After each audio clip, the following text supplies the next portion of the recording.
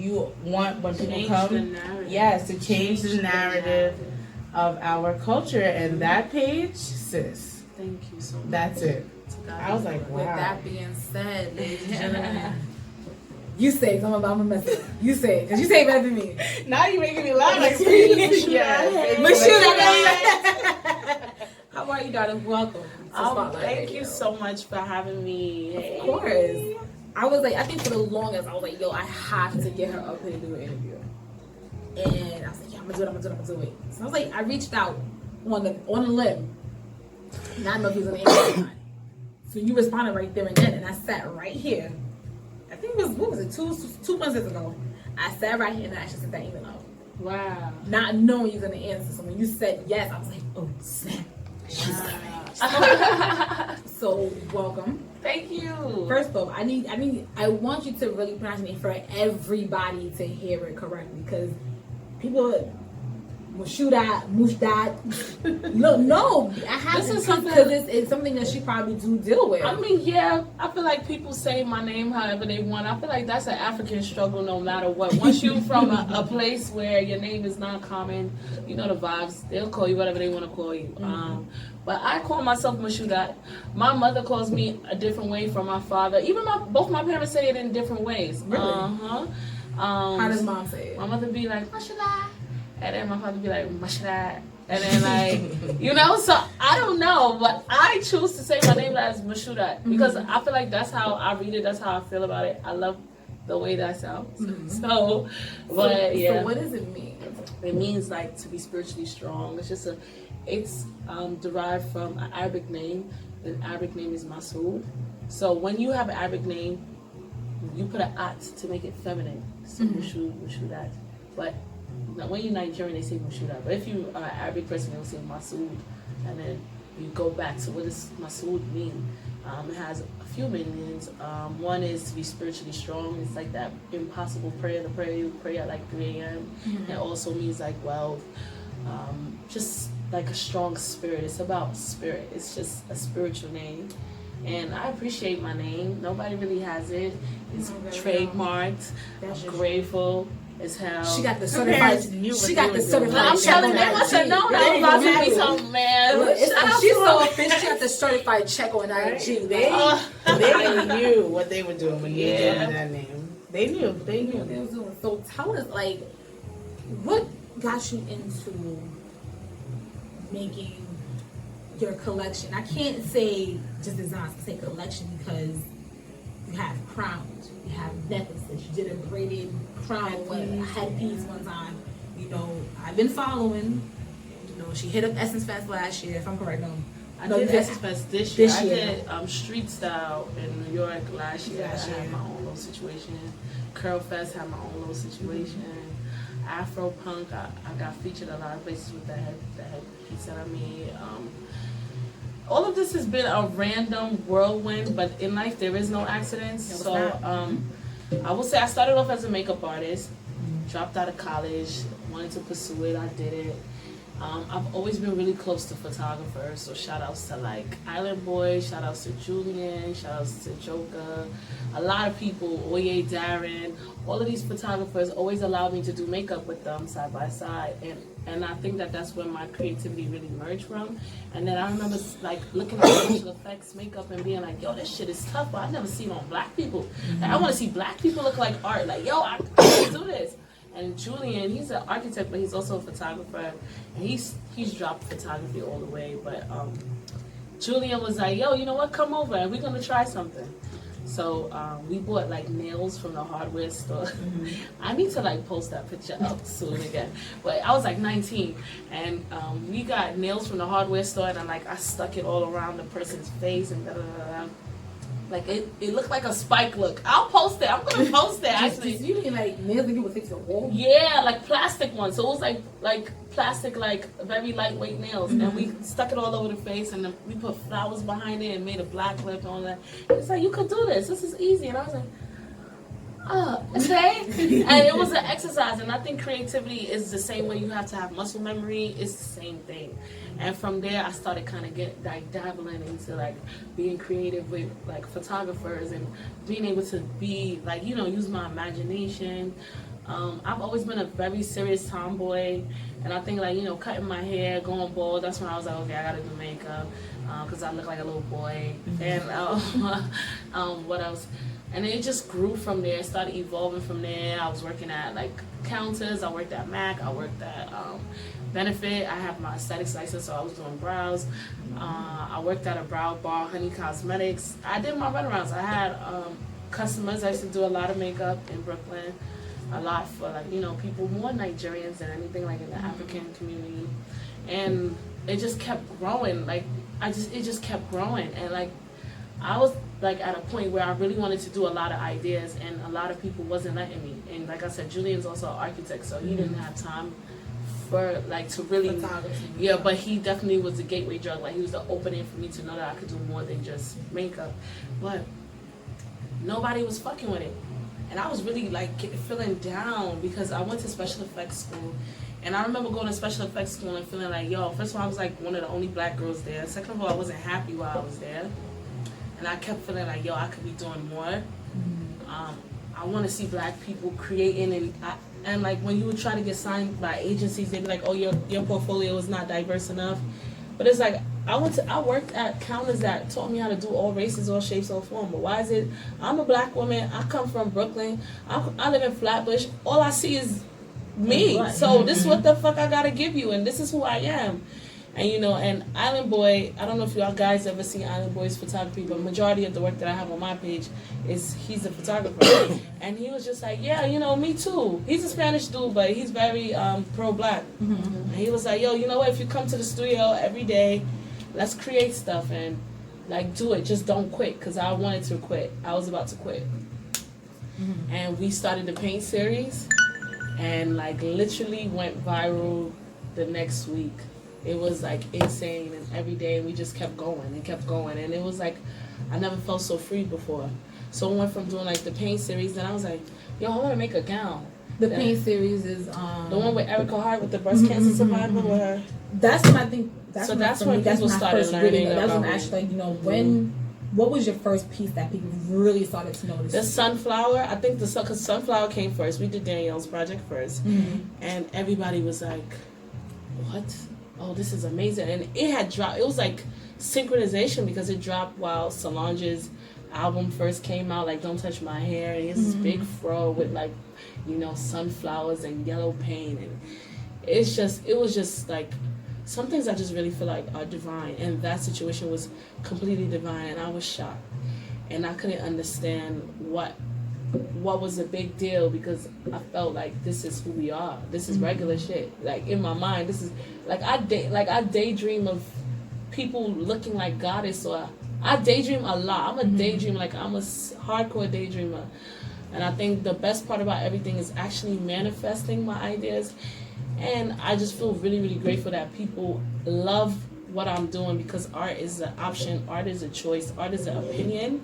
And if anybody likes what you do, you're just lucky. So, you know, everybody started noticing for the breast cancer paint, and then, you know, your braided headpiece. Okay, so the transition is I made a flower gown for Deandra Forrest. This is when I started seeing like, oh shit, you're not just a makeup artist no more, because I'll be coming up with ideas. I'll go to sleep, you know, and I'll wake up and I'll think of something, I'll make little notes. Like I'm a journaler big time also. Like I write down all the ideas I have in my mind. So I made a note, like, you gotta make a rose gown. You're gonna make this rose gown. I saw it and I didn't know how I was gonna make it, but I was like, how the fuck am I gonna make this rose gown? It's gonna be crazy.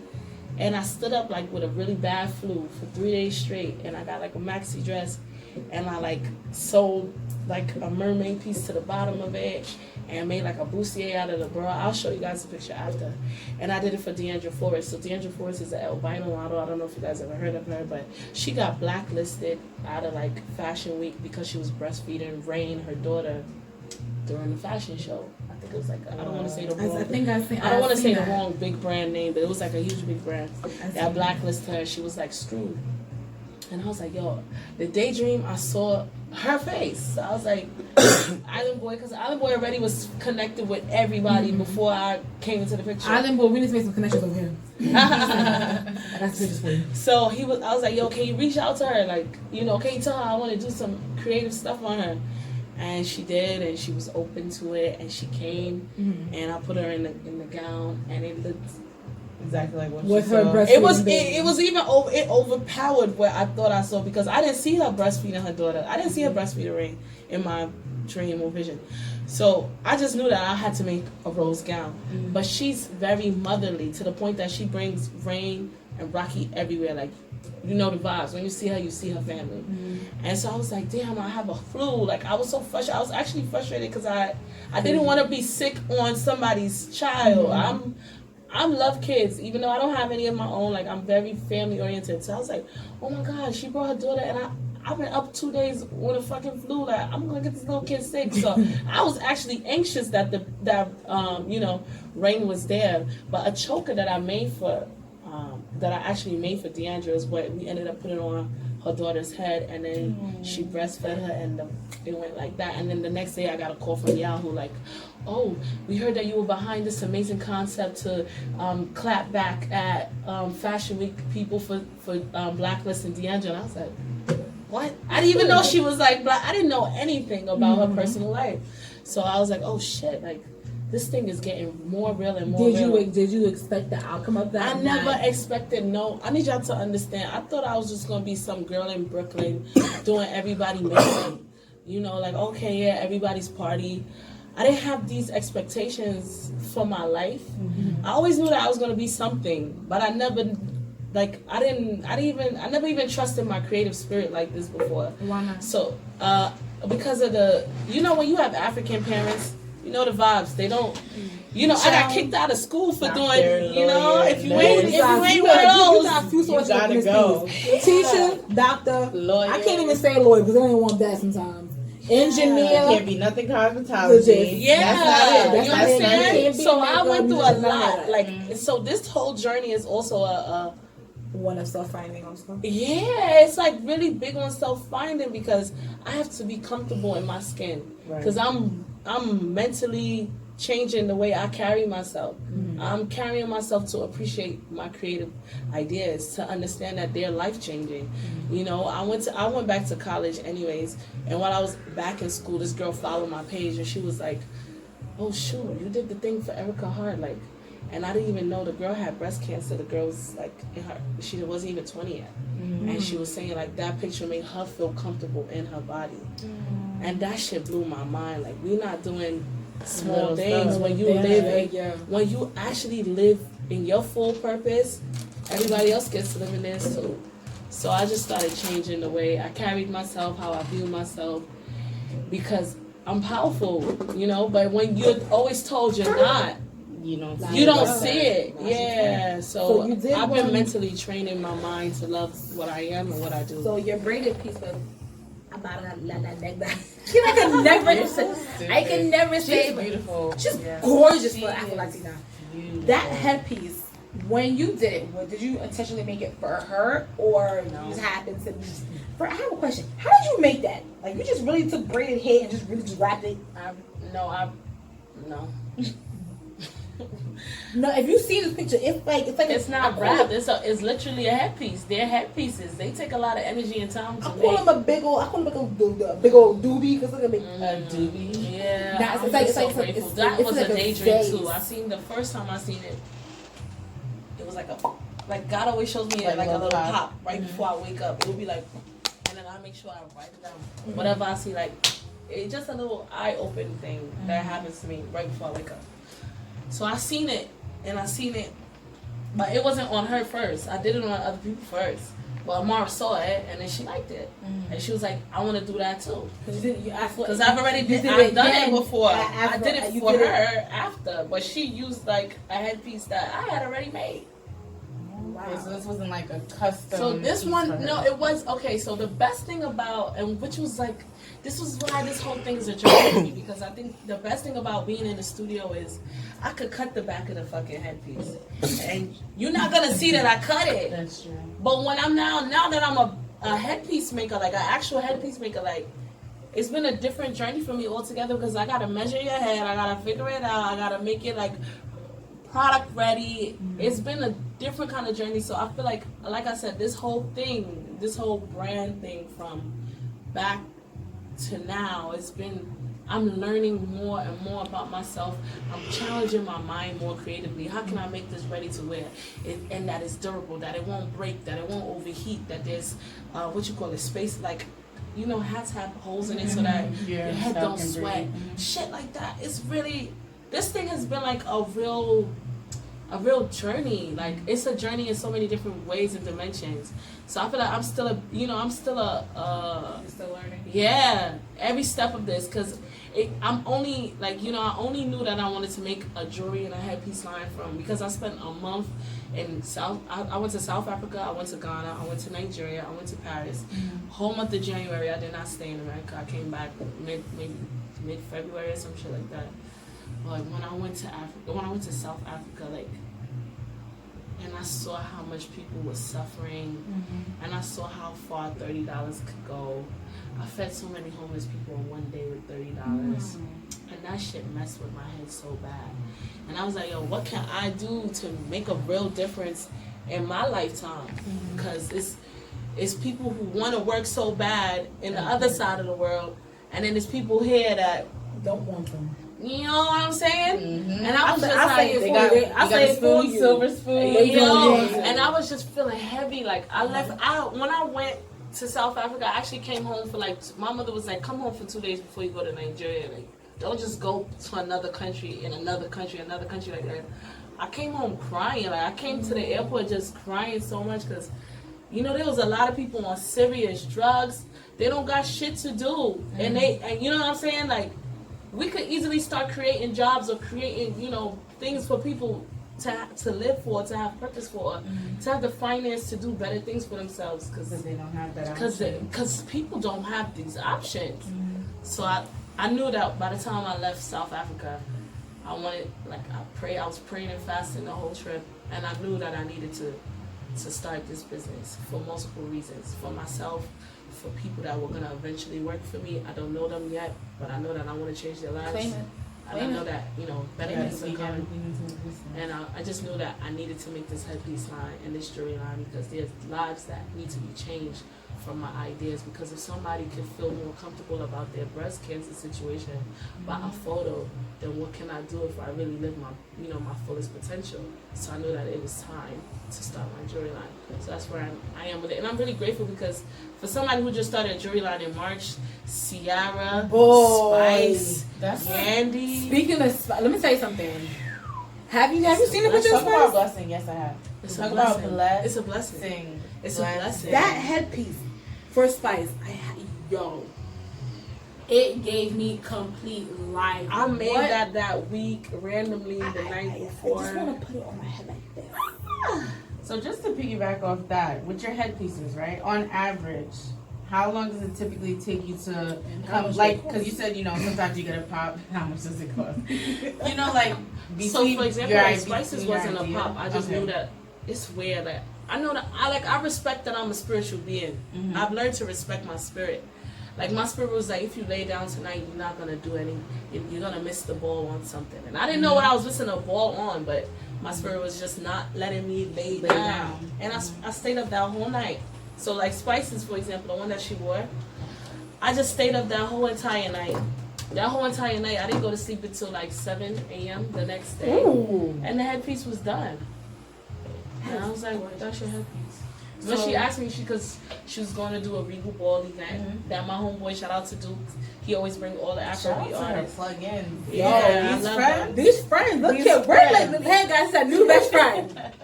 New best friend. So Duke had an event. You have to surround yourself with people that are going to bring out the absolute best in you. Because like you said, even to piggyback off Caribbean parents, I'm sure a lot of people that are listening can relate to the fact that if you're not a lawyer, a doctor, engineer, they don't want to hear that. It's like you're selling yourself short. Yeah, and I think it's a mental battle that never really ends. You just get really better at respecting yourself. It's a process. It's a process. You have to respect yourself to make them respect you and Facts. your vision, because until you can It show takes a them while, 'cause why. I'm, like, Yeah, I can imagine. it's been 10 years and I'm still like, oh man, okay, I am, okay. Because like, for example, I was in LA 2 weeks ago or something like that for BT. I don't know how many weeks ago, but it was BT Awards weekend. And, yo, I bumped into Anita Baker. She was amazing. And I'm an oldie. I love my oldies and I listen to her and I'm a diehard Anita Baker fan. And when I seen her, I was like, I just felt like I didn't have on enough clothes. I didn't feel like I was proper. I just felt like everything I did was wrong. Like absolutely everything I was doing was wrong. And she was like, "No, honey, you on vacation? You're in LA. Enjoy." Right? Because I was like, "I'm sorry that I don't have, like, I'm sorry." Like I was apologizing. So she was like, "What are you doing? Like, why are you apologizing?" Yeah, I'm still. She was like, "Why are you apologizing?" I was like, "I don't know. I felt uncomfortable." And it just started making me realize, like, no, outside of having Caribbean or African parents, people understand that it's hot outside and you can go walking around naked. Like, you know what I mean? So it's just like, just changing your perspective. And she definitely filled my spirit. She filled my cup. And she was saying so many, like, positive things to me. And she was like, yo, I really love your headpiece. They look red carpet ready. It's amazing. It's incredible. You got the legendary. You got the old like, wow. I was like, this is incredible. I can't believe this is happening. And it's just like, no, she right now she's just shaking like imagine you're obsessed with somebody since you've been born, and the same person that you've been obsessed with since you were born is like, you're amazing. Do this, do that. Like suggested. So if you can make a headpiece for her right now, what would it be? She's not into stuff like that. Though. You never know. Well, she took my content, so you're right. Okay. You never know. But you never know what could be. It could be that call could be coming through your phone right now. You never know. We don't know. Right now. We know that's the spirit the last thing. Boy, when there's something happening that I need to fix, like it just be on my just weighing heavy on my chest. I don't know, like it's so weird. Yeah. So what can we expect from you? What next you have? Your plate other than working with me and stuff. But like I said over there. Yo, I'm just learning how to be a boss. Amen. You know what I'm saying? Because I was an artist before. So the transition from being an artist to being a boss, numbers matter, this matter, that matter. Of course. It has to make sense. It's not just about being a free spirit and creating and just releasing. It's releasing shit for your mind, body, spirit, your generation, for people that's watching you, for people that's inspired by you. So I am learning how to be a queen. I believe that I am one. I just feel like I'm a queen and trainer right now. And it's just a lot going on and I'm just fucking with it. I'm just flowing with it, you know? And so that's where I'm at. And I love the fact that I have relationships with so many people because there's always something you learn from somebody. And I'm really grateful for my travels. I thank God for travel mercies. I don't be getting in nothing when I travel, and I have nothing but beautiful experiences. I really don't have bad experiences anywhere I go. And I love my friends, and I love that my friends deposit into me time and time again.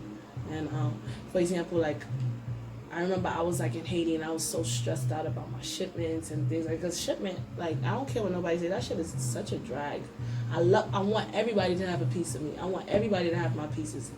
But when they call me, my piece, and I'm like in the middle of doing like other people's campaigns, that shit like drives me up the wall. You know? But I remember like my friend Ruth Shell, she was saying to me like, yo, anytime you do projects, make sure you take care of yourself last. Make sure everybody is paid. And even if you only go home with $1, you take that dollar and you keep going. And know that the next time everybody's gonna be able to take care of you because you took care of everybody first. Or different things like that. I feel like every time I have relationships, the kind of people I have relationships with, I don't take it for granted. I listen and I try to like take this life adventure and respect the journey the whole way through. You know? That's good because sometimes people can't take criticism or take what someone else is because they feel like they know everything. So that's a very good characteristic. Was we not just saying this in the car? That's very good. We was just in the car. She was like, you know, she's 27. She said how she can't wait to be 30. She said, you know what, by 30, you know what, you don't know nothing when you're 30. And I turned 31 at the end of the year. I don't know a damn thing. I don't know nothing. No, because reason being, Like I always look at myself, and these are the teenagers now. These are the teenage boppers swear they know any and everything. I'm 30. I know nothing. I'm still learning. And this is me being a mom. I don't have interns. I feel like I'm a part of the last-ish generation where people have respect for people that came before them. I'm the last generation. We are the same age. And I'm like, boy, because I don't jump up and just do shit. And I want help. And I want to learn. And I want to be filled. And I want to, want people to feel my spirit.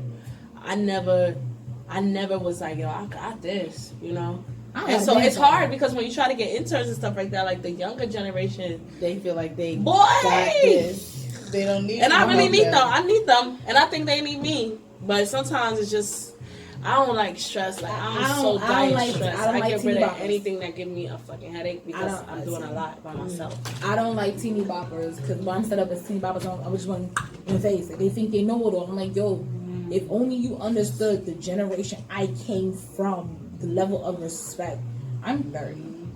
See, but those are the good things. So although African and Caribbean parents, they're not the easiest to deal with, I do think that they are great at instilling in us respect, and knowing the vibes, knowing better, and knowing your level. You know what I'm saying? Knowing the level of respect. You honestly think, and I look at these kids now, and my daughter's 8.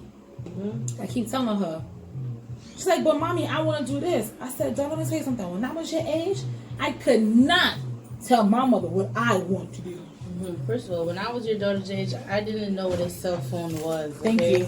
Like all these like tablets, cell phones. Like they more lit than everything me. Over my whole thing is they got Wi-Fi. Oh, mommy, can I get the Wi-Fi password? Wi-Fi password? What? Since I had dial-up back in the day, you pick up that phone right now, the whole thing done. Everybody done. You remember you used to wait for the AOL CD to come in the mail? Like, oh, my bad. I took it back for you. Sorry. I used to wait for the AOL CD to come in the mail and then plug, install that sucker. I got a 30-day trial, but I always had like 17 different versions of AOL because there was a AOL 0.1, 0.2, 0.5, all the AOLs. I never had an AOL 10.0. You're so annoying. No, I'm so serious. When you have to pretend you was doing your homework just to get the cable to put in the computer. I used to be like, Mom, I got homework to key homework side.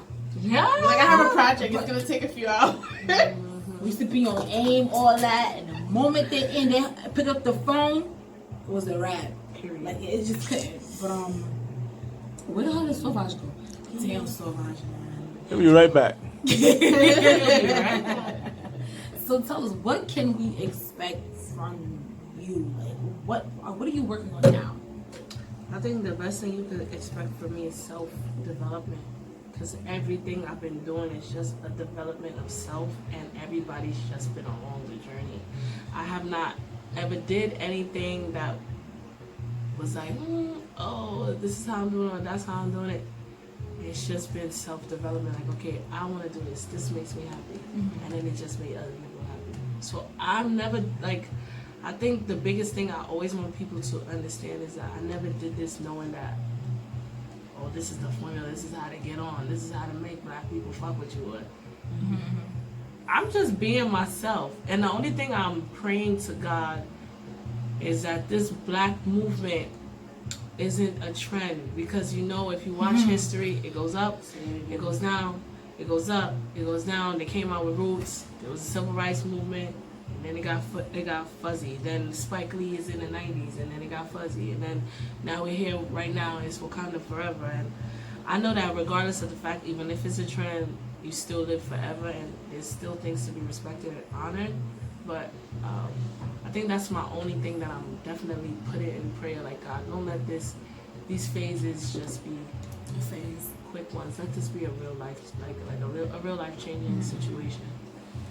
Okay, so I have 2 questions.